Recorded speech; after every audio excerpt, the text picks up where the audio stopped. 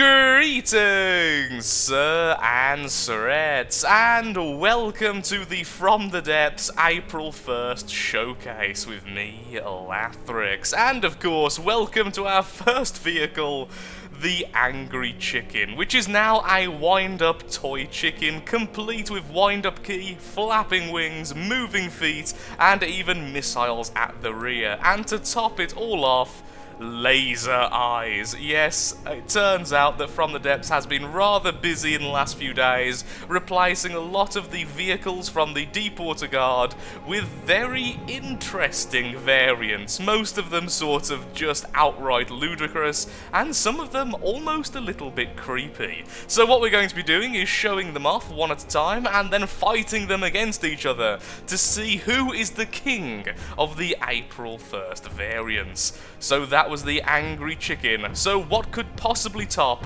a robotic chicken with laser eyes? Well, of course, we have the Rubber Ducky, which is the Marauder, complete with apparently movable items, although it doesn't seem to be online right now. I think it turns on during combat, and cram cannons for its little beak.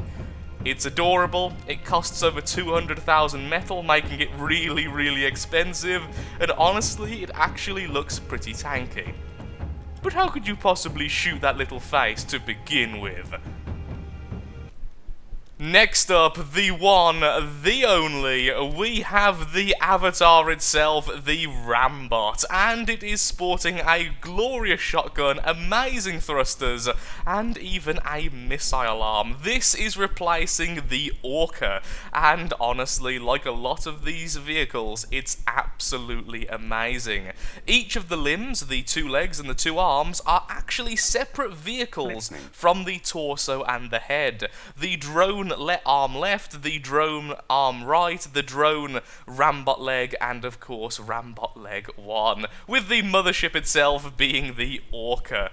I am honestly hoping this one wins because that is phenomenally amazing. But what could possibly top a flying avatar? Of course, we have the flying sheep. Of course we do. It has two cannons, it has a spinning axe for flight, it farts fire apparently, and it has one of the creepiest expressions I've seen in a while. I'm sorry, but there's something about its vacant eyes that just creeps me out far more than it should. The paddle gunner has now been completely replaced with a tank being powered by a hamster wheel. I don't know what I could possibly say to this, other than it is absolutely amazing. I also didn't quite realise just how many we actually have in terms of the new vehicles, so I'll probably be splitting the videos into two, one to showcase all the new vehicles, and then one just to fight them against each other. Now I feel really bad though, because they're all so very adorable. I get a bizarre feeling that I've actually seen this one before. So here we are with the pirate sheep, complete with the ship's wheel just to make sure it stays in the air, and yet it still has its eerie creepiness in the form of the most apathetic gaze in all animal kind. And it even has one of its little feet replaced with a hook and the other one with a peg leg. Really, the creators of these designs need to be patted on the back. There are some seriously creative things being showcased today. Before we move on to the next, however, I would like to see if the paddle gunner can move on land. It really should be able to, as I believe all of that is made out of rubber. So, will it be able to? Yes, yes it will. And I think the next design as well will be able to transverse the mountains. But there we are. The amazing tank hamster hybrid, happily going along the land and thus going back into the water. So, what was the other vehicle then? The other vehicle is not you, it's you. It is, of course, Sonic the Hedgehog. And yep, although it looks more like a mouse in this case than a hedgehog, It is completely fine on land, although it is taking a little bit of damage. I think the front is rubber. No, the front isn't rubber. I thought that was rubber as well, but apparently it wasn't. Back into the ocean you go, my little mousy hedgehoggy friend. So what else do we have then, which we can spawn above the land? How about the flying squirrel? No, the flying squirrel is now a homing pigeon and should not be spawned above the land. So let's pretend that didn't happen and spawn it again. There we go. That is actually really graceful. That has been really well balanced. Is that a thruster craft or a true plane? I can't quite tell. No, I think it's a true plane. It does have wings. Okay. It has wings in its wings, believe it or not. There's the hamster wheel happily going along the side. This is becoming a very, very curious video. I think we've been a little bit harsh on the vehicles so far, so let's spawn them on a much flatter area of land instead. And we're going to go back to the angry chicken, so we can showcase this actually on the land. The big problem it has, of course, is that although it does look like it should be able to bounce on the land, how the legs move, it kind of just causes it to waddle in place very angrily. So let's just leave that there and see what else is available. They have got a little bit mental with how many they've actually changed. Has the mule changed? Nope, it hasn't. The only reason it has ridiculous colours is because it's using my colour scheme rather than the standard. The Atlas retrofit is just the sheep, which leads us onto the antlion and the flying squirrel, which means the wander is the next thing. The wander once again with the flying sheep, now with the ultimate jetpack thruster sheep. Okay, that may be my favourite so far. In fact, that is definitely my favourite so far. But is it just skimming the water on purpose? Or is it just the fact it can't go up? No, it is actually skimming the water on purpose. It's going down.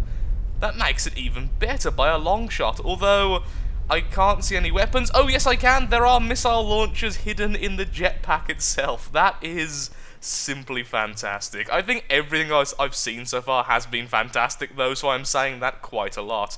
The walrus is nothing really special. Ah, that's a shame. That's actually the first one I've checked, which is completely the same other than the mule, but the mule isn't in the campaign, so yeah.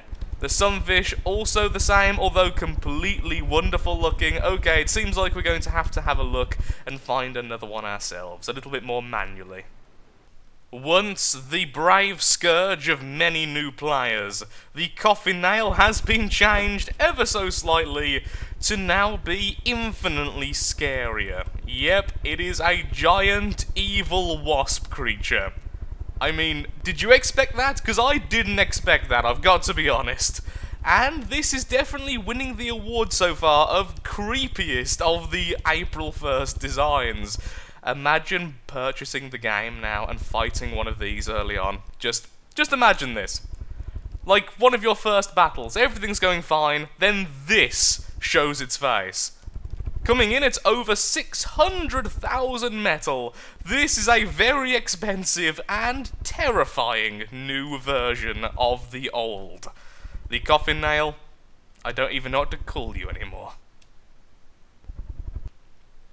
I haven't actually seen this one myself yet, so from the preview image, this is looking very, very confusing. This is replacing the Kraken. So what exactly is it? Once more, it's a ram. It's a sheep. It's a Rambot ram. It's a Rambot ram. It's Rambo. Oh, I get the joke. That's actually amazing. Oh, I wish that hammer moved. I wonder if it does. I wonder if this by any chance is actually a control block thing. Let's have a quick look-see before we move on to the next. There we are. We're now on it. Hello, Kraken Ram. Let's have a quick look-see at your arm. It does look a little bit detached, but is it, is the question. Oh, I see control blocks, but they are in a place which would hint this isn't movable. Just quickly do that. Oh, no, it does seem to be, because it's not minimizing with the rest. Is this attached in a way? Oh, come on, please be a spin block. I can't tell. It doesn't look like it is. but how it's moved out like this is hinting it is, but I can't see any connection point, which would make it so. How about if we put it into a fight? Maybe I'm just missing something. Okay, there we go. There's an enemy Shrike. What are you going to do now? The head's trying to move, but can't. The arm's moving. The gun arm is, at least. Where are those control blocks? What do they do? What do the control blocks do? Hello. They are rotation speeds. Yeah, and it's object in front of us. Oh, yeah, so it does seem like this is a control block. Also, that was a lot of missiles. However, we did spawn in something which could dodge missiles, so whoops-a-daisy there. I'm going to be looking for the spin block forever, aren't I? Let's just assume it's a spin block, and we'll find out when we get it into a fight. Let's move on to the next vessel. There's still quite a few left by the looks of it. Oh, there it is! Oh, it's just the very outer piece. Okay, so it's just the very outer section, not the whole lot. Okay, I get it now. I don't think they could resist reusing the Sonic/Hamster model. So here we are, replacing the Sea Viper. We have an adorable tiny hamster, which I can't see any weaponry of. But the rules of the combat, which we'll be doing in the next episode, do dictate that all of the April 1st vehicles must be entered for the Battle Royale. This, of course, also means this tiny, adorable hamster, which I'm already feeling very, very bad for. Okay, let's not spawn that on land. So, to replace the Plunderer, one of the best of the vessels of the Deepwater Guard, we have a really broken build duck with very, very derpy missile eyes, and a very nasty looking advanced cannon, honestly. If this thing actually gets to see the target, this might be a little bit terrifying. And it even comes with a seat hidden on the back of the neck. How considerate of the developers and the creators of all of these weird, weird vehicles.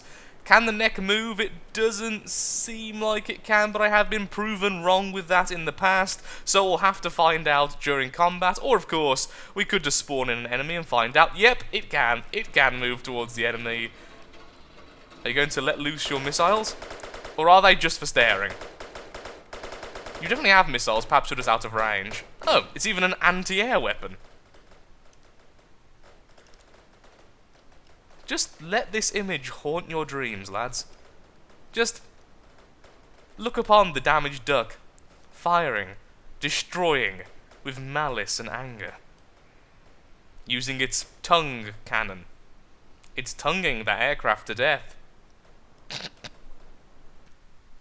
So it seems like I have covered all of the vehicles, although I want to do one last thing before we go, and that's to spawn in the Coffin Nail on the Deepwater Guard side, because of course they have been using my colour scheme over their own. This is what the Deepwater Guard variant looks like in the campaign, and honestly, that looks a lot more terrifying, especially since it's now shooting out missiles. It also seems like I've covered all the variants like I just said, so if you have enjoyed the video, then of course, likes, favourites, shares, comments, all that good stuff helps out me, helps out the channel, and most importantly, shows that From the Depths is a series you wish to see continued in the future. Once I've posted the battle version of this episode and made it public, there will be a link to that in the description, and if I have missed any of the variants, I do apologise. It is a little bit difficult to tell which ones have changed and which ones haven't, especially since there have been a load of new ships and new vehicles added to the Deepwater Guard very recently. Well, with that, thank you again for watching, and goodbye.